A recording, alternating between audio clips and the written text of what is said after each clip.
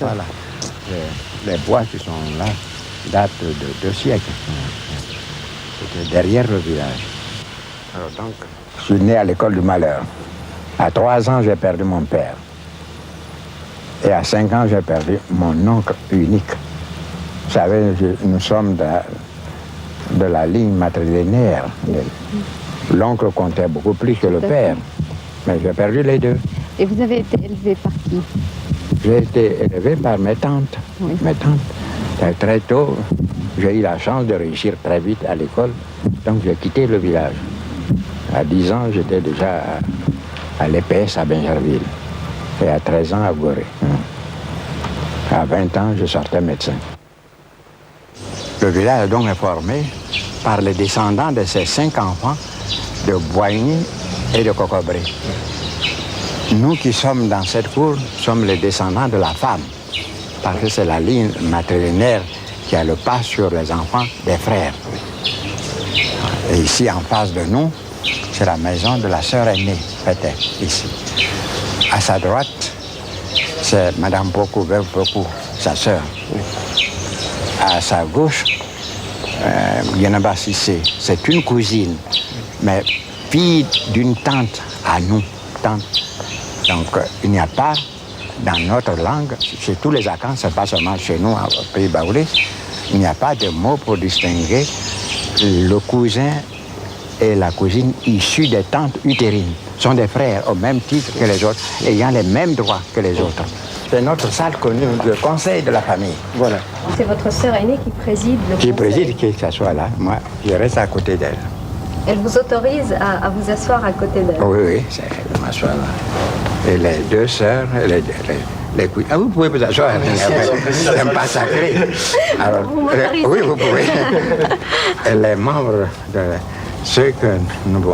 les membres de la famille, les descendants des 4 sœurs sont ici, et les cousins descendants de nos frères, les représentants des... Alors nous traitons nos affaires de famille ici. Par exemple, si on vient demander la main d'une femme chez nous, eh bien c'est dans cette salle que nous donnons la réponse. Tout le monde est chasseur ici. Dans ces pays, on vivait de beaucoup d'animaux sauvages, puisque ce n'était pas un centre d'élevage avec la trypanosomiase animale. L'élevage était très difficile autrefois dans la zone forestière. Donc, on s'alimentait davantage du produit de la chasse. Et tout le monde était chasseur. Alors moi, un jour, j'ai été à la chasse, près de la plantation de mon frère là-bas, et j'ai vu, il y avait en ce temps-là beaucoup de singes. Et j'ai pris le fusil, j'ai visé, entre plusieurs singes. J'ai fermé même les yeux pour appuyer sur la gâchette parce que je ne suis pas chasseur. Quand j'ai ouvert les yeux, je voyais qu'il y avait un singe et une guenon qui était grièvement blessé et à côté un petit. J'ai gardé cela dans la mémoire. J'ai vu cette guenon qui, à 3 reprises, me fixait, elle revenait à son petit, puis elle est morte. J'ai pris le petit, je n'ai pas pu la sauver. Et ça a été pour moi la condamnation définitive. Je n'ai jamais chassé, je n'ai jamais tué une poule. Je marche sans une aiguille sur moi. C'est Dieu qui me protège.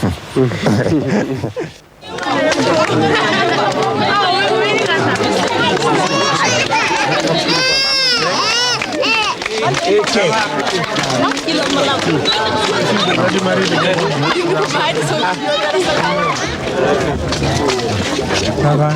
Je veux bien ouvrir, je n'ai pas moyen. Ah, du Mali? Hein? Vous n'arrivez pas à me voir? Si. Vous n'arrivez pas à vous voir. Ah bon. Il voulait vous voir. Ouais.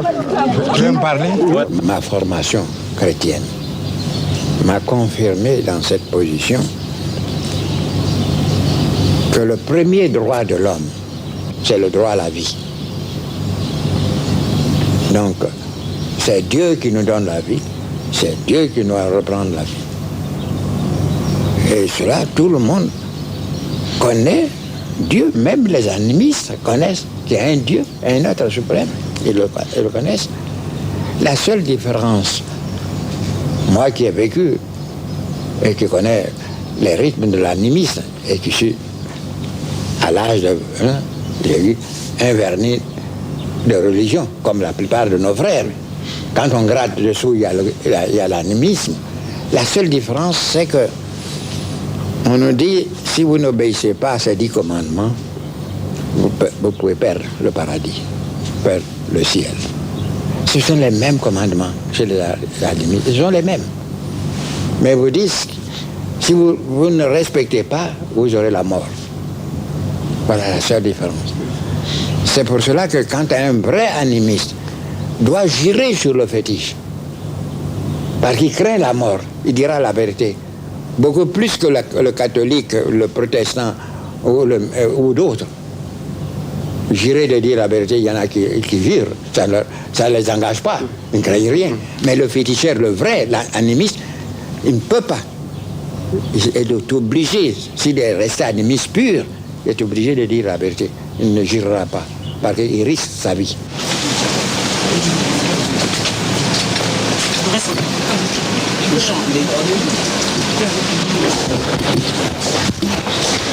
La voiture passe ici.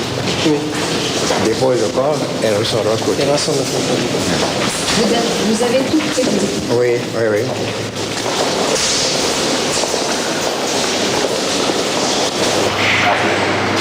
Ma tombe. C'est ma tombe à moi. C'est celle que j'ai choisie en face, mon frère unique. À droite, mon fils aîné, et à gauche, la maman. Et tous les autres, les temps.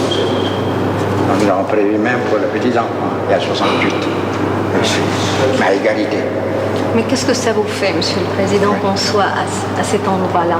Un baoulé peut toujours revenir, le corps doit toujours revenir au village, même le plus petit.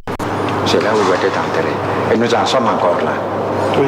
C'est après votre mort qu'on décide de votre héritage. Même quand on dit dans la ligne matrilinéaire que c'est le neveu, ça ne veut pas dire forcément tel neveu du vivant de son père, de son oncle. Il y a 3, 4 neveux, 10 neveux. On choisit celui qui pourrait le mieux servir la cause de la famille. Parce que le legs est individu, on ne partage pas. C'est pour toute la famille. Vous êtes le gardien. Et dans la coutume à Caen, vous avez la faculté d'augmenter ou ne pas augmenter l'héritage que vous avez obtenu de vos ancêtres. Mais en aucun cas, vous n'avez le droit de diminuer d'1 gramme cet héritage. Mais cette conception, Monsieur le Président, vous l'élargissez au champ du politique, de l'héritage politique? C'est la même chose. C'est la même chose. Il faut que le meilleur, celui qui pourrait le mieux assurer la pérennité de l'œuvre, que Dieu nous aide à le désigner. Ou ceux qui, demain, seront chargés de désigner, choisissent le meilleur. Mais ce que je recherche, c'est l'esprit d'équipe. Il faut que les gens s'entendent. Il faut que les gens s'aiment. Quel que soit l'homme qui aura été désigné, s'il y a l'esprit d'équipe, s'il y a l'amour des uns vis-à-vis des autres, il réussira mieux. Moi, je n'ai fait que débroussailler le chemin.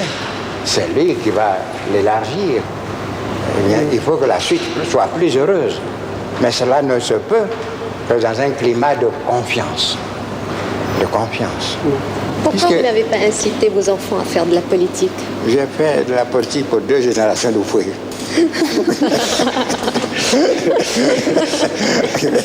Je crois que c'est beaucoup.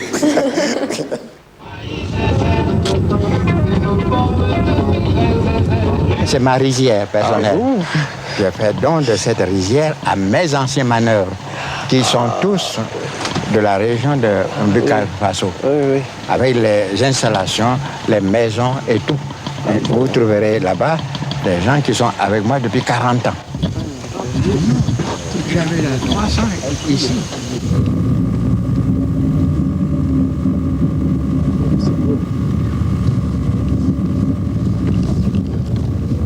Monsieur le Président, vous êtes tellement entouré par votre peuple, par vos collaborateurs, par des gens qui vous aiment. par votre famille.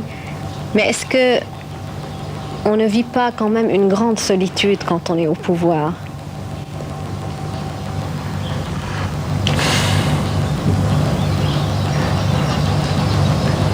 Non, on n'est jamais seul. D'abord, avec les idées qui vous assaillent, vous êtes toujours occupé. Vous n'êtes jamais seul.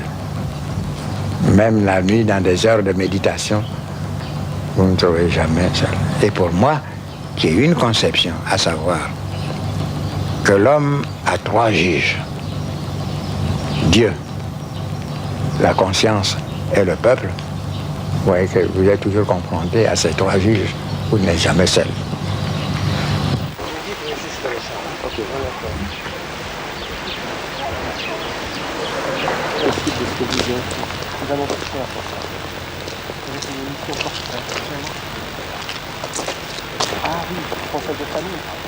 Ce qui nous différencie de nos frères des pays développés qui connaissent l'écriture, c'est que la mémoire est plus paresseuse chez vous, puisque vous confiez tout au papier. Vous ne pouvez pas ne pas recourir au papier, même pour ce que vous avez écrit vous-même. Bien, vous ne vous souvenez plus. Il faut que vous ayez recours au papier. Mais nous qui n'avions pas de lettres, tout est dans la mémoire. J'ai connu un vieux qui m'honorait de son amitié, me considérait comme son fils, le vieux Bon Koulibaly, chef de Korogo. Il est mort à l'âge de 115 ans. J'allais le voir. C'est une mine inépuisable de sagesse. Bien, ce vieux, pendant des heures, égrenait ses souvenirs. Je revenais tous les 4-5 mois. Et il me répétait la même chose. S'il y avait des lettres, je dirais sans changement de virgule. Notre mémoire, quand je vois par exemple un Français faire un discours, il y en a très peu d'orateurs qui ne se servent pas de papier. Mais nous, si c'est dans notre langue, je peux parler pendant 10 heures. Est-ce que j'ai besoin de notes? C'est la mémoire qui me relate tout ceci. J'ai pu vous dire, il y a une chose que, comme nous ne connaissions pas les dates, je suis obligé de les noter. Mais de l'âge de 5 ans jusqu'à ce jour, je me souviens de tout ce qui s'est passé dans ma vie. Il n'y a pas un seul homme, même si l'esclavage est doré, qui ne veuille sortir de cet esclavage. Mais pendant toute la colonisation, nous avons eu des contacts humains au niveau de notre territoire, les anciennes colonies, avec des Européens, des Français qui vivaient chez nous. Nous avons géré des affaires communes, ensemble, dans les communes de plein exercice, de moyen exercice, dans les assemblées territoriales, dans les assemblées fédérales, au niveau de Dakar, de Brazzaville et de Tananarive. Et certains d'entre nous sont allés au Parlement français. Et quelques-uns comme moi ont eu le grand insigne honneur de siéger dans le gouvernement français. Ceci n'a pas existé. Nous sommes ici 60 tribus, avec des dialectes différents. Nous ne nous comprenions pas. Même à la côte, il y a des centres éloignés les uns des autres de 3 ou 4 kilomètres qui ne se comprenaient pas.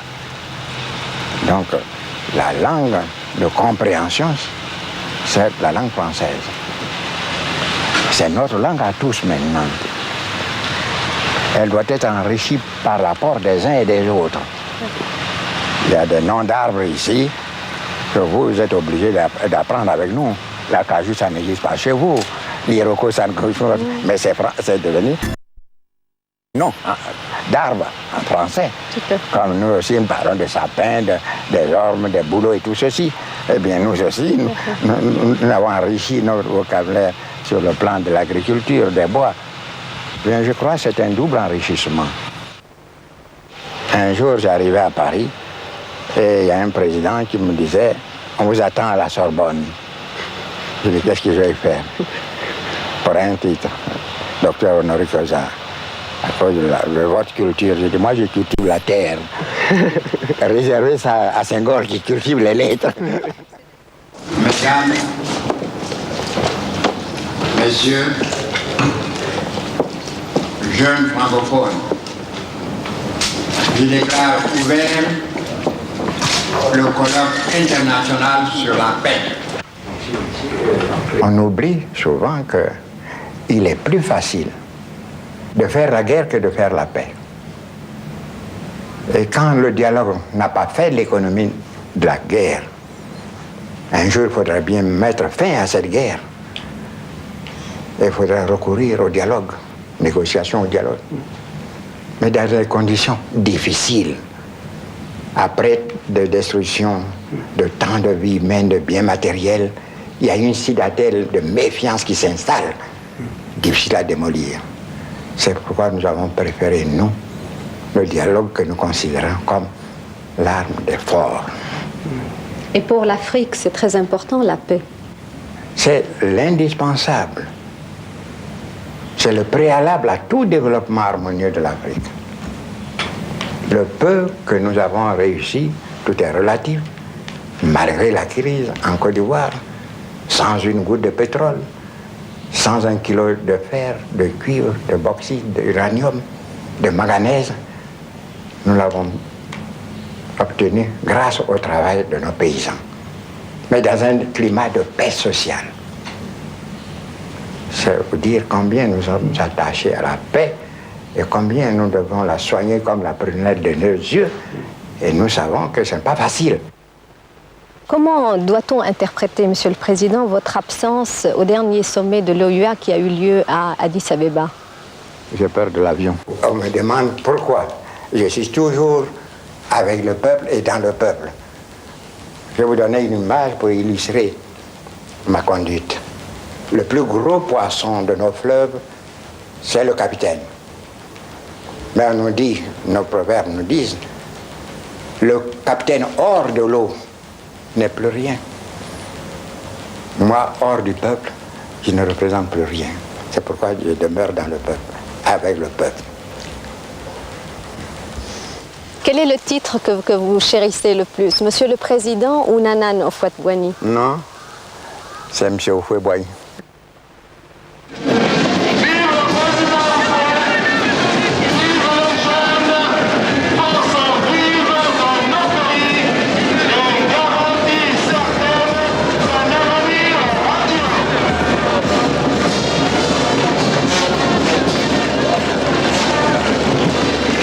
C'est une crise qui n'a épargné aucun peuple, aucun pays, aucune nation.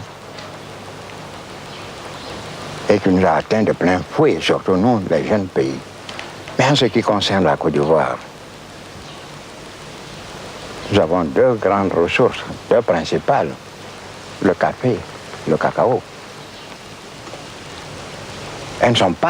Ces deux productions ne sont pas atteintes par la crise. Il y aurait une crise pour le café, une crise pour le cacao, si le prix de la tasse de café baissait, si le prix de la tablette de chocolat baissait. Or, n'en est rien. Le prix à la consommation de ces deux ans grimpe chaque jour. Et par contre, le prix de la matière première baisse. C'est de la pure spéculation. Tant que l'esprit de spéculation présidera aux échanges entre pays nord-sud, il n'y aura pas de solution à nos problèmes. Il faudra attendre que les spéculateurs, peut-être un peu rassasiés, permettent de reprendre le cours normal des choses. J'ai reçu Mitterrand ici. Je lui ai dit ceci. Du jour au lendemain, le prix de nos matières premières qui alimentent notre budget et ce qui nous comptons pour l'amélioration de notre niveau de vie, de cadre de vie, du jour au lendemain a baissé de moitié, de plus de la moitié. Est-ce que dans les pays développés, si vous arrivez à subir une telle diminution, est-ce que vous mesurez la tempête de protestation, voire de révolte, qui menacerait vos régimes? Nous sommes obligés d'accepter, parce que nous ne pouvons rien faire. Qu'est-ce qu'on nous reproche? On nous retorque chaque fois. C'est la loi du marché.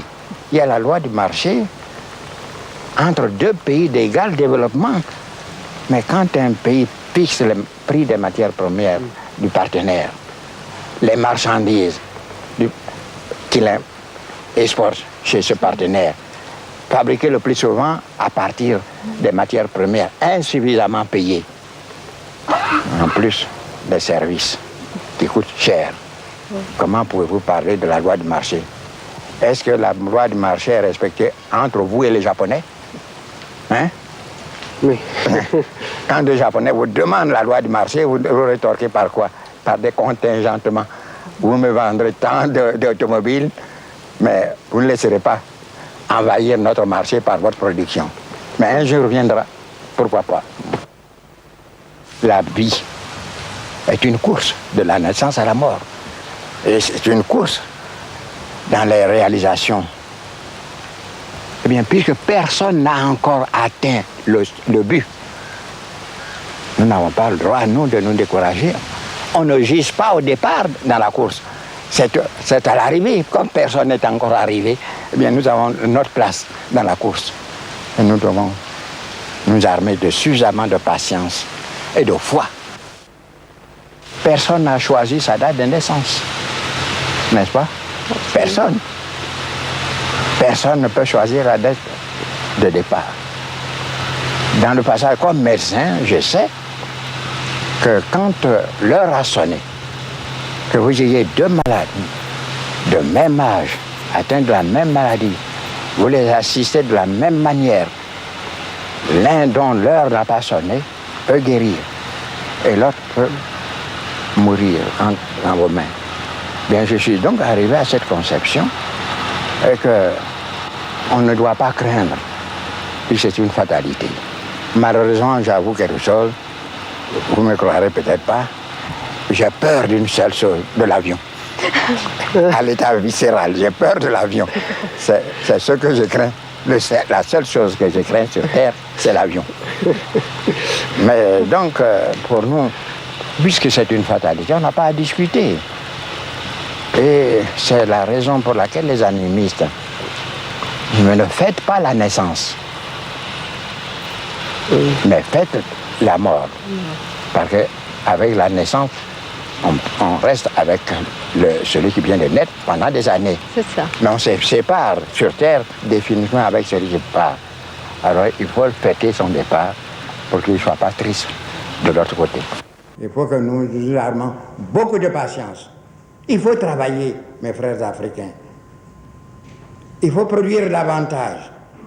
Il faut amener petit à petit votre jeunesse à la science, à l'informatique. Demain, ils doivent transformer les produits. Alors on parlera un demain que nous souhaitons le plus proche possible. Parce qu'aujourd'hui, qu'est-ce qu'on nous oppose? La loi du marché. La loi du marché n'est valable qu'entre des pays d'égal développement. Mais comment voulez-vous parler de loi de marché quand un des partenaires fixe à sa volonté le prix de vos productions à vous, le prix des marchandises qui vous envoient parfois même à partir des matières premières mal rétribuées et les services qui coûtent cher? Est-ce qu'on parle de loi de marché avec les Japonais? On oppose des contingentements. Alors demain, travaillez, ne pleurez pas. Prenez courage, ça viendra. Vous avez tout pour réussir. Une terre riche, des jeunes gens intelligents, qui ne demandent, comme la terre vierge chez nous, même la terre du Sahara, il suffit de quelques gouttes d'eau pour que vous voyez reverdir le Sahara. Bien, ces intelligences qui seront fondées avec le concours des autres, bien, vous pourriez traiter dans 50 ans, dans 30 ans, qu'est-ce que 20 ans, 30 ans dans la vie des peuples, quand le monde compte des milliards d'années d'existence. Ne vous découragez pas, je l'ai dit.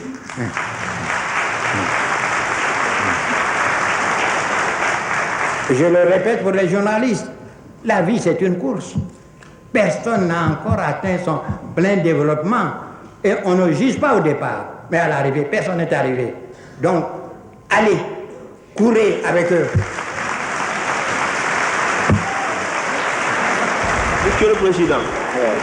Monsieur le Président. Oui. Monsieur, agence de presse ghanéenne, s'il vous plaît.